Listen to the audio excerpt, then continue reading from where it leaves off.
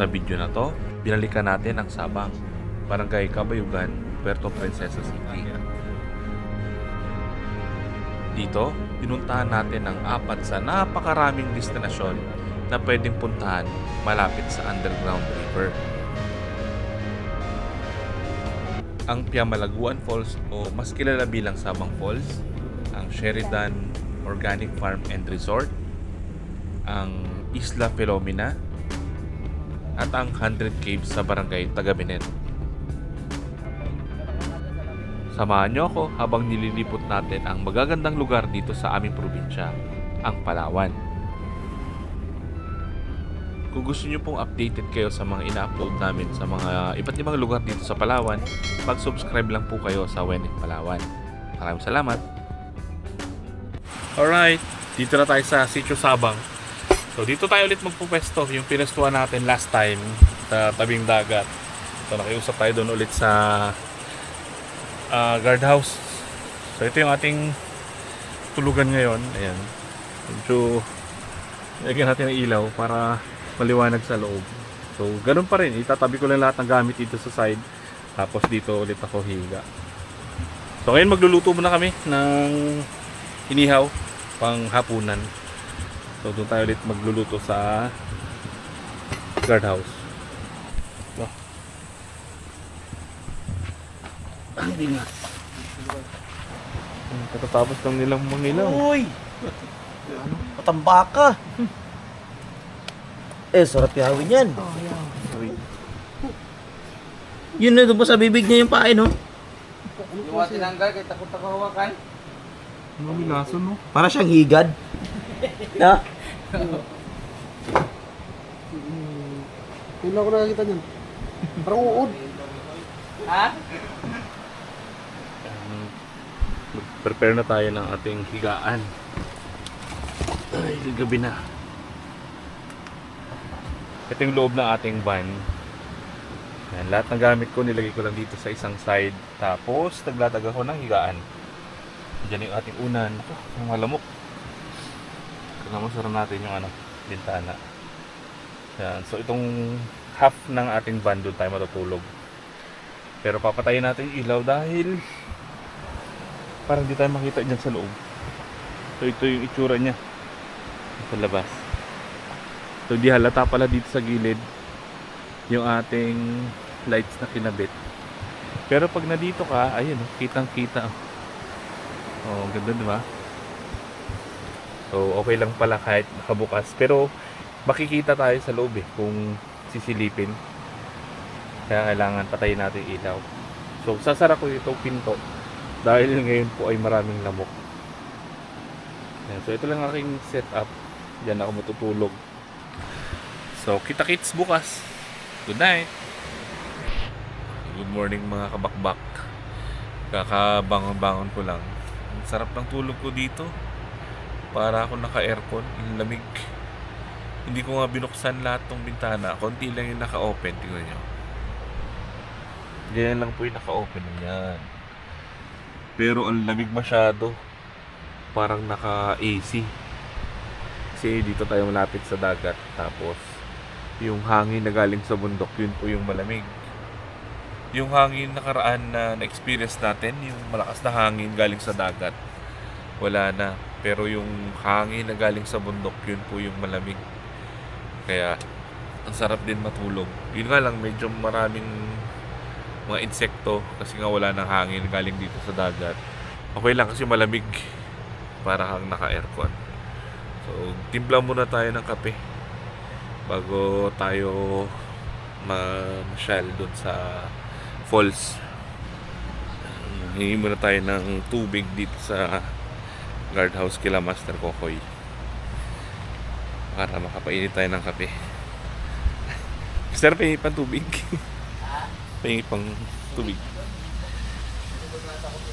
Ay, sige po. Gising na si sige po.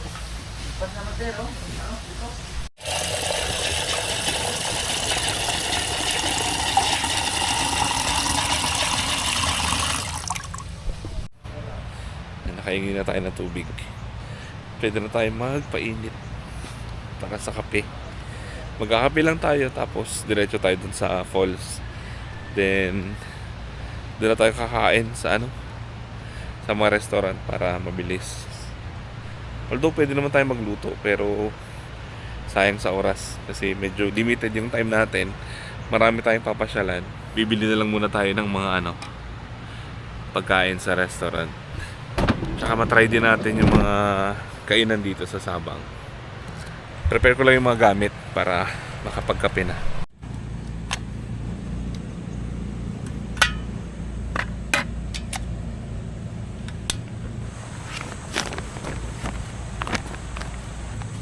Brewed coffee muna yung titimply natin. Benguet Barako. Sunod try natin yung Arabica. Sabihan na natin para mamaya pwede tayo mag kape pa.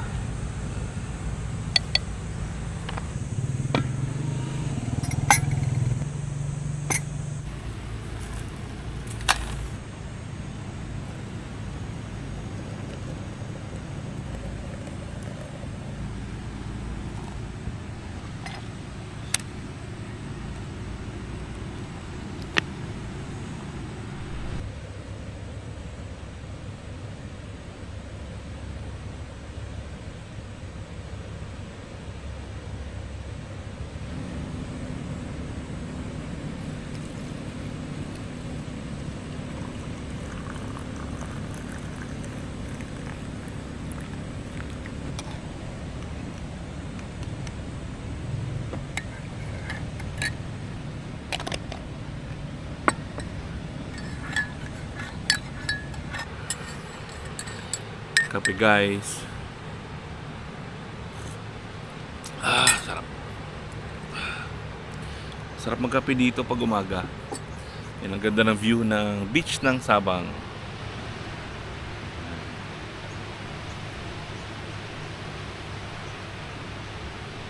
May tour ngayon ng underground. Marami ng mga bangka na umaalis. Ibig sabihin kayang-kaya nila yung alon.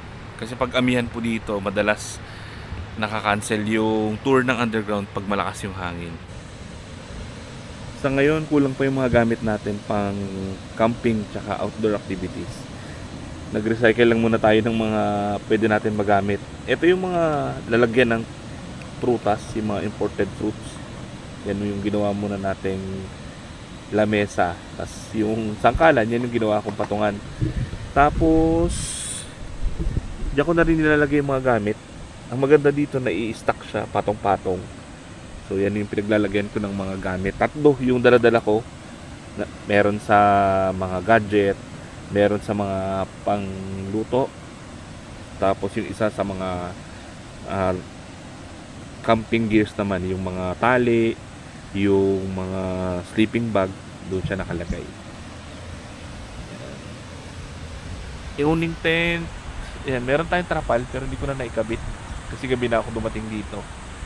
Yan, para sana pwedeng magtambay ng mataas na yung araw pero okay lang. Kasi marami naman ditong silungan. Pwede naman tayo dun sa guardhouse kila Master Kokoy. Tapos pwede naman dyan sa likod ng sasakyan. Iangat lang natin, pwede ng silungan. Mahirap lang kasi pag nag-install tayo ng pag nag-install tayo dito ng trapal kasi itatali lang natin, wala tayong mga poste ng mga poles, so medyo fixed siya. Mamaya or bukas kakailanganin natin yung sasakyan kasi pupuntahan natin yung ibang site dito sa Sabang, so kakailanganin natin ng sasakyan. So babaklas na naman tayo, medyo hassle.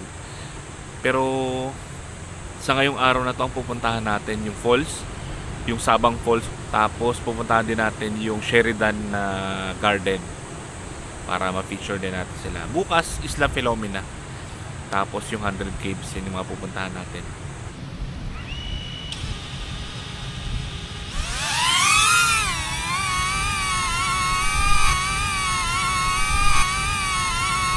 Time check, alas 10 po ng umaga. Pupunta na tayo ng Sabang Falls o yung Piamalaguan Falls, o mas kilala din bilang Sabang Falls. Yan, pero before tayo pumunta doon, kakain muna tayo para may lakas tayo papunta. Medyo malayo po eh. Kung nakikita nyo dun sa pinakadulo yung Tandol, yung puting bato na yun, na maliit na yun, sa unahan konti, yun na yung Sabang Falls. Time check, 11 o'clock na po ng tanghali. Mainit maglakad, so mas recommended dito maaga pa. Dito abot pa yung mga motor eh, pwedeng pasukin ng motor, tsaka alam ko 4 wheels pa, kasya pa dito para hindi masyadong malayo yung lalakarin. Dito sa parte na to makikita po natin yung Chinese temple. Tapos sa unahan hanggang dyan na lang po yung mga motor kasi hindi na po makakapasok dun sa loob. Tapos andyan din po yung bantay, so kailangan natin magbayad. So ito po ay CBST rin, minamanage po siya ng mga katutubo. Dito muna tayo sa information. Mag-log in lang tayo dito. Ayan. So ang entrance fee dito 100 pesos. Ayan, tulong na rin natin sa mga CBST. Sila kasi yung nag-maintain ng area. Actually, pinagandahan nila yung daanan. Pero sa foreigner yan, sir, 150. Pag foreigner, mas mahal 150. Sa mga local, 100 lang. Yan, inayos na nila yung daanan. Unang punta ko dito, mahirap, malalaki yung bato. Pero ngayon may trail na siya. Yan, sila rin nag-maintain at naglilinis dito sa area. Kaya tulong na rin natin sa mga CBST. So yung katutubo po na nangangalaga dito sa Sabang Falls o yung Piamalaguan Falls, yung mga katutubong Tagbanwa. Kasi sila inayos nila yung daanan. Kaya mas convenient na puntahan yung falls. So ngayong summer, ngayong tag-init, maganda po ito pasyalan. Kung kayo po ay taga Puerto lang, baka hindi nyo po napupuntahan ito. Pasyalan nyo naman para ma-enjoy nyo na yung lugar, malamig. Tapos nakatulong pa kayo sa community. Yan. So yan po yung isang objective natin sa When in Palawan, i-promote yung mga CBST sites para direkta tayo nakakatulong sa mga communities. Tingin ko mga 20 minutes lang siyang lalakarin. Hindi na kayo abot ng mga 30 minutes kung tuloy-tuloy. Signal pala. Ayun na, home point updated na.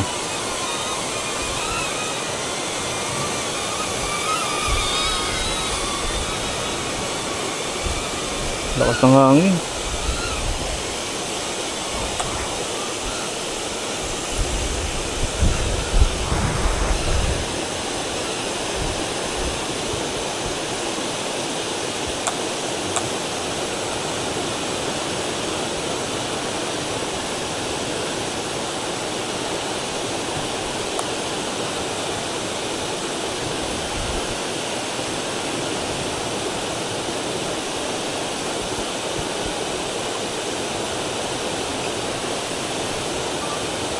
So dito tayo sa bagsakan ng tubig.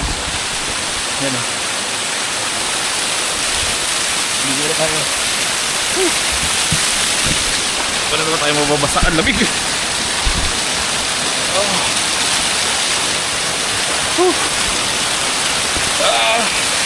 Custom drip. Ang lamig. Lamig, grabe.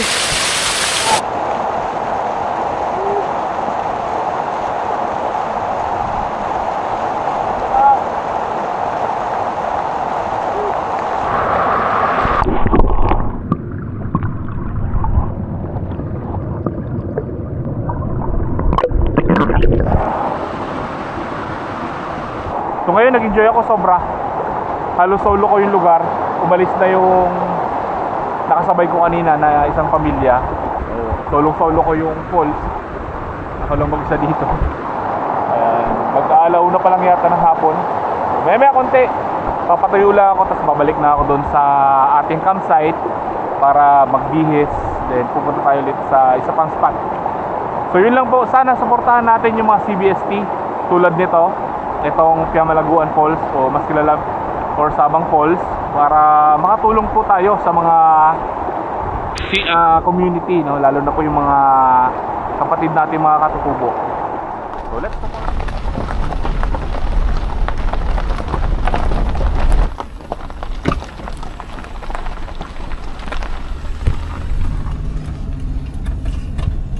Hello everyone! I am inviting all of you po to visit Sheridan Organic Farm and Resort here in Sitio Sugudos, Barangay Kabayugan, Puerto Princesa City. Ito po yung start natin, yan yung nursery. Ito po yung aming greenhouse. Ito naman yung black rice. Produce na po dito. Produce po yan dito. The operational one or dito yung nakatayo yung mga establishment is more or less 10 hectares siya. So, ito po yung room. So, may aircon na din siya. May veranda. And then, meron siyang tawag nito, bathtub. Pero hindi kasi siya naka-set up. Isa-set up lang namin kapag meron siyang mga guest or pag may mga shoots. Ano tawag dito? Dormitory po.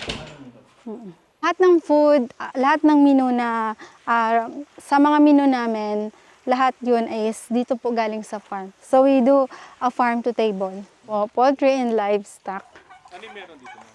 Meron dito is we have ducks, meron kaming itik, we have tawag nito turkey, we have goats, chickens. Opo. So yung po, yung ducks is used for duck meat na sinusupply namin sa FPP, sa 4 points po.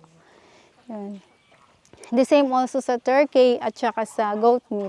In candidates of Asia Pacific International, they come here, they visit the farm and plant guayabano tree. Vegetable production. Yes po, vegetable production po to. So yan, may mga string beans tayo dyan, mayroon tayong cucumber, we have malunggay, we have yung jackfruit, eggplant, and dito naman is yung mga herbs. Yung galing dun sa nursery. Dito Yes po, dito po. So from the nursery, dadalahin po dito. Produce po yan dito sa farm. Ito yung Paragon Tea. Opo, yan po yung Tarragon Tea. Mount Bloomfield. Ito mo. Opo. Yan yung mountain na yan. Likod niya ma'am yung falls, di ba? Opo.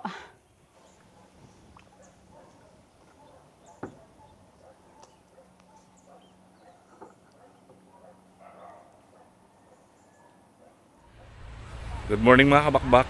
Ngayon, pupunta tayo sa Isla Filomena, isang CBST rin. Ang makikita natin doon, isang maliit na isla na pwede pong mag-snorkel, pwede kayong mag-swimming.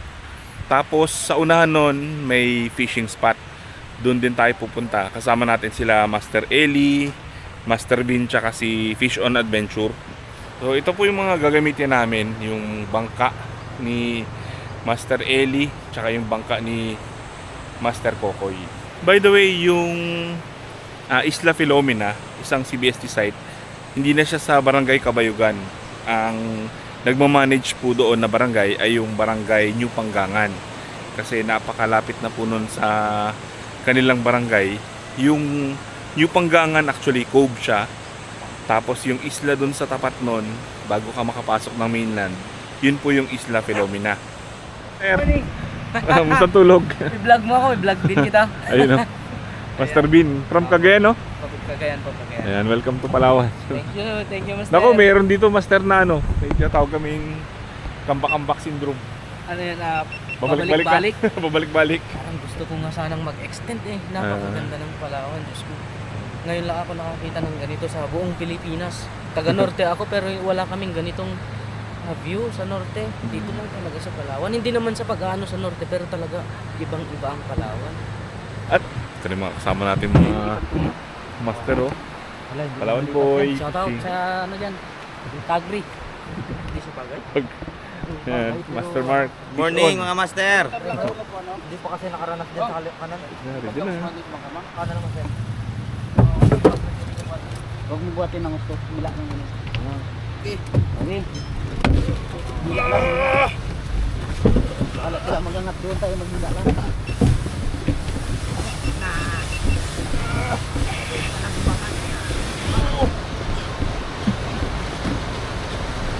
Okay.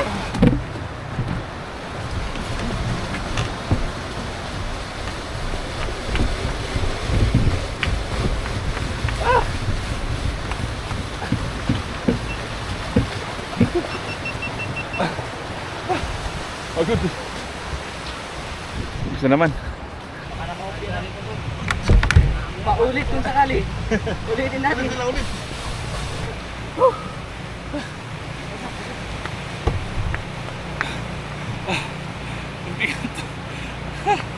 Layo ng dagat. Pero hindi nakaul.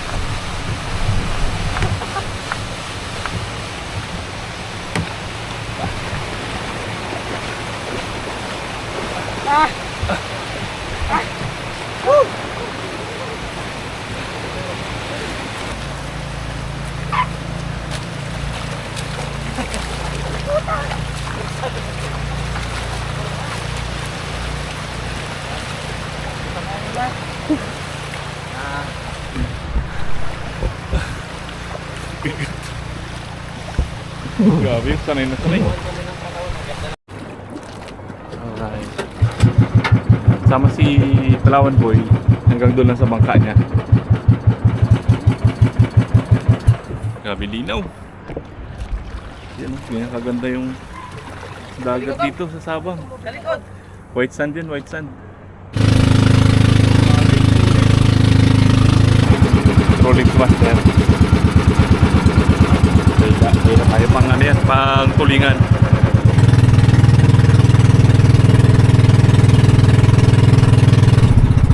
So ito po yung Isla Filomena. Ito na yung papasok ng New Panggangan. Diyan sa loob, kalma kasi cove po ito eh, na mapalibutan po siya ng mainland. Kaya hindi siya maalon.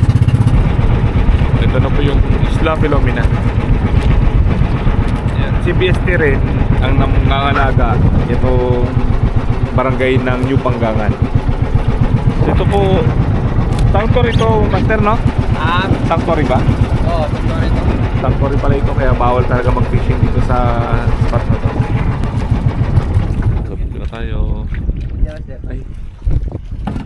Alright.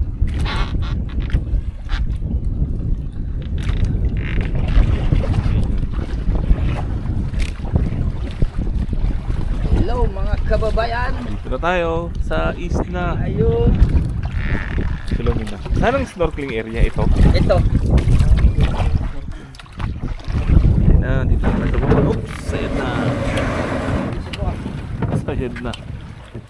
Alright. Explore muna natin itong itong Isla Filomena. Ganda dito, Mariko. Akyat. Ito ng saglit. So dito na po tayo sa isla. Ayan sila. Yan. Ito po mga dives spot. Kung mga gusto po mag-explore ng dagat, mag-snorkeling. Yan dito sa mga corals. Yan, may barangay po dyan. May isang community. So kung wala silang ibang daanan kundi dito sa dagat, walang kalsada po galing din sa mga bundok. So para makalabas sila dito sa barangay, kailangan nila magbangka papunta doon sa Sitio Sabang. Hi ma'am. Welcome to my island. Nagdanan doon. Ayun. Sanctuary nga talaga ito. Pinagbabawal ang pangingisda. May akyatan para sa taas. Subukan natin umakit mamaya. Ay, may akyatan nga, may agdanan. Bakit dito sa taas? May view deck. Aray.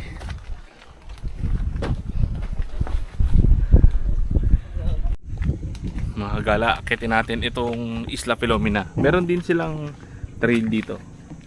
Ano, nakasemento naman yung dadaanan. Kaya lang yung mga hawakan, ano na, sira na. Talagang wala na sigurong pupunta dito. Kitin natin, medyo matarik-tarik at madulas yung mga dahon. Matarik siya. Yun. Mababa lang pala. Matarik lang. Why, Mantarik. kami dito. Grabe tagal lakad mo. 5 hours na. Yun oh. Taganin pa ako. Makurinti-kurinti. Makurinti-kurinti. Nagkarating ka doon, Master? Pwede ba ba? Oo, pwede. Pwede ba ba? Pwede ako sa gilid. Mandatory mga yan. Welcome to, Isla Filomena. Welcome to my island. Grabe. Basta natungtungan to my island. Welcome to my island. Elinda Island. Basta natayhan ko na, akin na yan. Ayun na yung lutang na ba to? Dito na sa taas. Malapit ang palalakarin. Matarik lang siya. Ito yung view niya.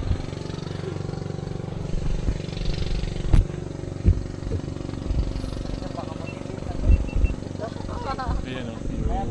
View. Taas. Pagdating dito, kailangan na ng oxygen. Saan na si Pichon? Ganda, Master.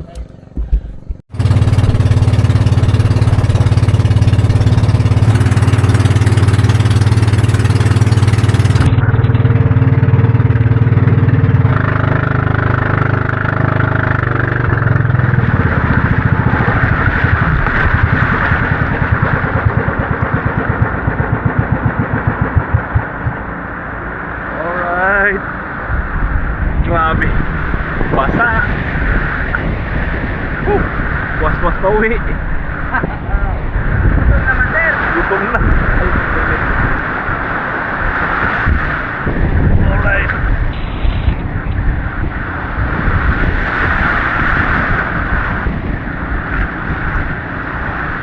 Pakabila, Master.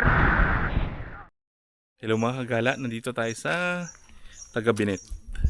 So susubukan natin mag-caving dito sa 100 Cave. So pagdating nyo po, unang gagawin nyo, punta kayo dito sa holding area. So dyan po magre-register. Ang payment po sa regular price ng kanilang caving ay 500. Sa extreme tour, 1,000 pesos. Then pagkabayan nyo po, diretso kayo dito. Suot kayo ng gear, safety gears, helmet, flashlight, tsaka gloves. Adjust po lang. Pila sa'yo? Eugene and Ariel, bago tayo mag-start ng ating tour. And aakyat po tayo ng 80 meters sea level. Okay, let's go. So ito yung mga requirements, ma'am, gloves. Opo, gloves and helmet. Kasi po may part po tayong mahawakan na maputik na bato. At bawal po natin itatas yung mga makikintab na glitters. Na-discover po ito noong 1990. Nag-start po kami ng cave na soap launching in 2016. Ngayon po ang ating entrance, sir. Lalakad po tayo ng 75 walk bago tayo makarating ng 80 meters. Naka-discover po nito ay yung isa pong native people nakatira sa Batarasa. Naka-discover niya po na kumukuha siya ng mga edible birds, mga pugad ng ibon. At binibenta niya po ito para sa kanilang hanapbuhay. Na-discover niya po ito at gin-promote niya paano niya sa ating CBST.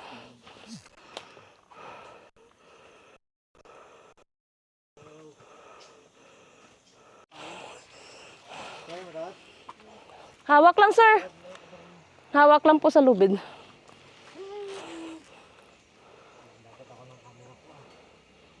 Kaya dito na po tayo sa 80 meters ng ating entrance. Kahapoy man. Baba na. Tapos na. Tapos na ba? Lapas, sir. Lapatay nga lahat eh. Okay, let's go, sir. Watch your head.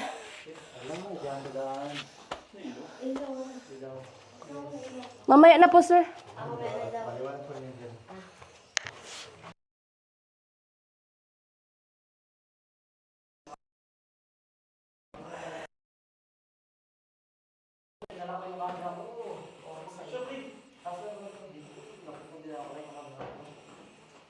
Ma'am, maluwag po helmet niya?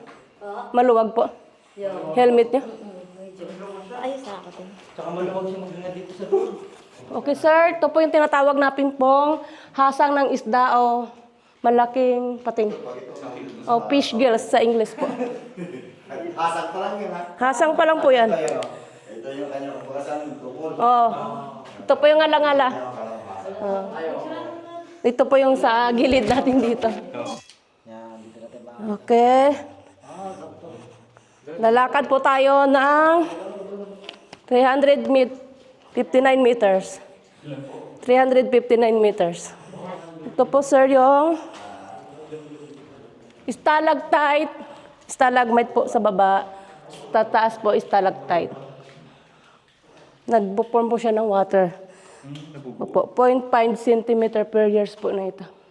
10 years, 10 million years old. Yan siya. Opo. Po, sa baba, stalagmite. Ito po yung column na tinatawag nating cow's head. Ito po. Cow's head o dinosaur head. Opo, nahati na po yung likod niya kasi corn beef na po. Ito po yung Lady 100 Caves. Ito po yung drumstick Jollibee. Ito po yung baby dolphin. Baba po tayo ng 25 feet ladder. Ayan na ata sila.